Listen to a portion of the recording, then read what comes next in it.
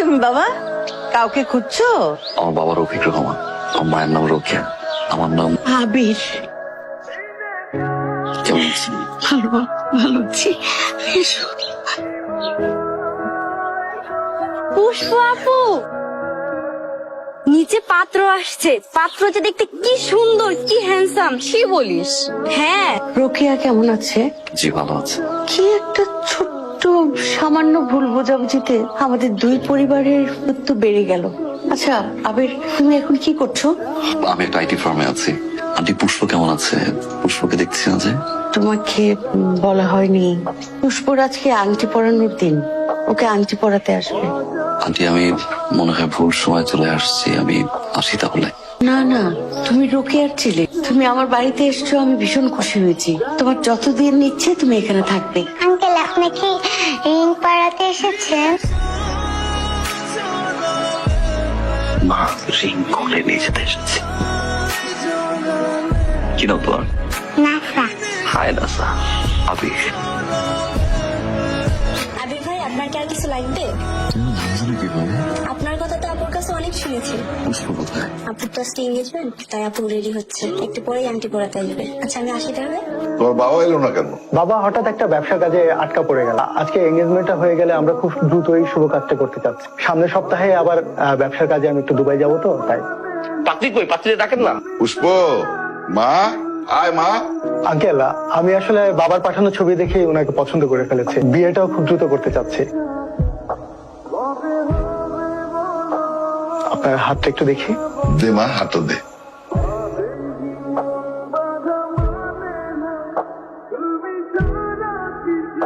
কি ব্যাপার, আংটিটা তো মাপ মতো আনছিলাম, ছোট হলে তেমনি। দেখি আংটিটা। এই আংটি আমার মেয়ের হাতের না, দেখলে তো উপরওয়ালা একজন আছে, তিনি যেটা চান সেটাই হয়। তুমি কিন্তু বেশি বাড়াবাড়ি করছো। কেন আসছো? এতদিন পরে কেন? আমার জন্য তো আসনি। আমার জন্য যদি আসতে তাহলে এত দেরি হতো না। কি আমার প্রশ্নের কোনো উত্তর নেই তোমার কাছে? একটাবার খোঁজ নিলে না আবির? কতগুলো বছর পার হয়ে গেছে, কোনো ধারণা আছে আমি কত অপেক্ষা করেছি তোমার জন্য? আমার বিয়ে ঠিক হয়ে গেছে। হ্যালো, মা পুষ্পকে খুঁজে পেয়েছি মা। কি বলছিস তুই? পুষ্পরিতা এরা কোথায় আছে, কেমন আছে? সবাই ভালো আছে মা। পুষ্পকে দেখেছিস তুই? দেখেছি মা। মা আমি তোমাকে পরে ফোন করি। আমি কি নিয়ে এত চিন্তিত তুমি? ও কেন এসেছে? আজকে যে পুষ্পর এনগেজমেন্ট, এটা জানতে না? তোমার বন্ধুর ছেলে, এতদিন পর ছেলেটা এসছে। কে বন্ধু? কিসের বন্ধু? আমার কোনো কালে কোনো বন্ধু ছিল না। আবির যেন আমার মেয়ের কাছে না আসে, এটা আমি বলে দিলাম। আবির আপনি অনেক বদলে গেছেন। সময়ের সাথে সাথে আমরা সবাই বদলাই। জীবনের প্রয়োজন সেদিন অপেক্ষা ছিল।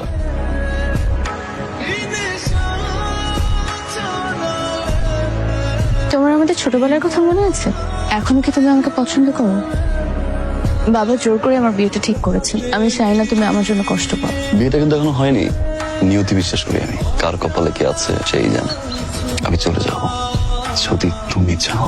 আমার চাওয়াতে যদি সবকিছু হতো তাহলে আজ আমার বিয়ে আরেকজনের সাথে হতো না। যাও না, যাও। যাবো আমি ঠিকই, আমার পুষ্পকে সাথে নিয়ে যাব। এখনো ভালোবাসি পুষ্প, আগের মতোই।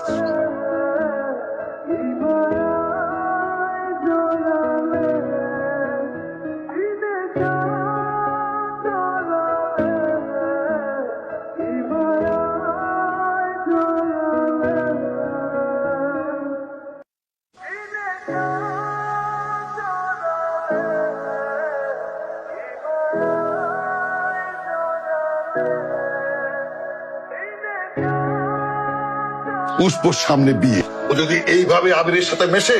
আচ্ছা, আবিরের খারাপ কি দেখলে? ছেলেটা বড্ড অসময়ের। রোকেয়াকে আমি কথা দিয়েছিলাম ওর ছেলের সাথে আমার মেয়ের বিয়ে দিব। চলো, আবিরকে যেন আমার মেয়ের আশেপাশে একদম না দেখি। তুমি তোমার মেয়েকে বলে দিও আবিরের আশেপাশে যেন না যায়। কিছু হয় নাই। কি হয়েছে? আমি কি করব? এই শুক্রবার পাত্রপক্ষ আবার আমাকে দেখতে আসবে। আমার কি করা উচিত? একদিকে বাবা, আরেকদিকে তুমি। আমি তোমাকে ভালোবাসি আবির। আমি পারবো না তোমাকে ছাড়া থাকতে। প্লিজ তুমি কিছু একটা করো।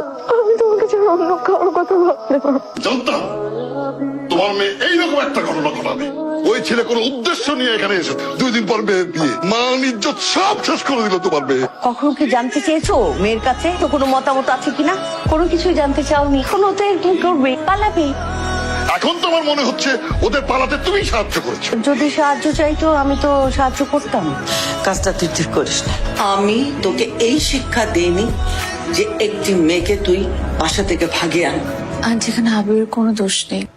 আমার বাবা আসলে আমাকে অন্য আরেকজনের সাথে বিয়ে দিতে চাচ্ছিল, তাই আমি আবিরকে নিয়ে পালিয়ে এসেছি। পালিয়ে আসাটা কখনো সলিউশন হয় না। একটা নতুন জীবন শুরু করার জন্য সবার তো হয়তো লাগে। আবির, কাল রাতেই আমরা পুষ্পকে ওর বাড়িতে ফিরিয়ে দিয়ে যাবো। একটা কথা আমি শুনতে চাই না, এবং আমিও যাবো তোদের সাথে।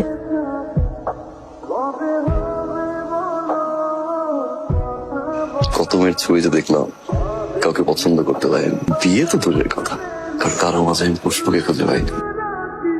তুমি সেদিন আমাদের বাসায় এসেছিলে, আমার তোমাকে দেখে মনে হচ্ছিল যে আমার অপেক্ষার প্রহর শেষ হয়ে গেছে। আমি তোমাকে পেয়ে গেছি, কিন্তু একটু আগে কি মনে হলো যে আমার নিয়তির কাছে হেরে গেলাম। তোমার মা রাজি হবে না, আমার বাবাও রাজি হবে না, আমাদের আর যাওয়ার কোনো জায়গা নেই, এখানেই শেষ। তোমার স্মৃতিগুলো আমি বুকে জড়িয়ে বেঁচে থাকবো, তোমাকে না পাওয়ার খুব কষ্ট হবে। আমাকে একটাবার জড়িয়ে ধরবে আবির। আমি শুনেছি ভালোবাসার মানুষ জড়িয়ে ধরলে নাকি সব দুঃখ কষ্ট সবকিছু মুছে যায়। আমি আপনার মেয়ে পুষ্পকে বাসা ফিরিয়ে আনছি। চাচা, পুষ্পর কোনো দোষ নেই, আমি জোর করে নিয়ে গিয়েছিলাম। এই, ভেতরে যা।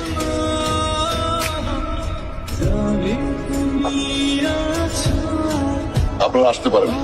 তুমি চুপ করো রোকেয়া, চল ভিতরে চল। এসো তো আবে। পুষ্পর বিয়ে ঠিক করে ফেলেছিস না?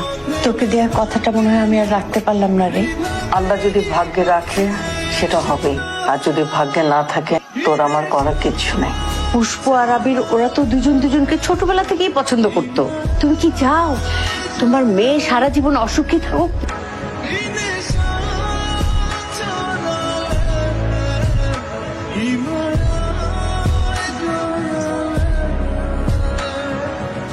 রোকেয়া থেকে জানা আমরা বরং আজ চাই। মেয়েটা যে একা হয়ে যাচ্ছে তোর চোখে পড়ে না? মেয়েটার জন্য মায়া লাগে না? হ্যাঁ বাবা, চল। ভাবি দাঁড়ান, আমার মেয়েটাকে এভাবে ফেলে রেখে গেলে ও খুব একা হয়ে যাবে। বাবা হিসেবে আমি সহ্য করতে পারবো না। আমার মেয়েটাকে নিয়ে যান না।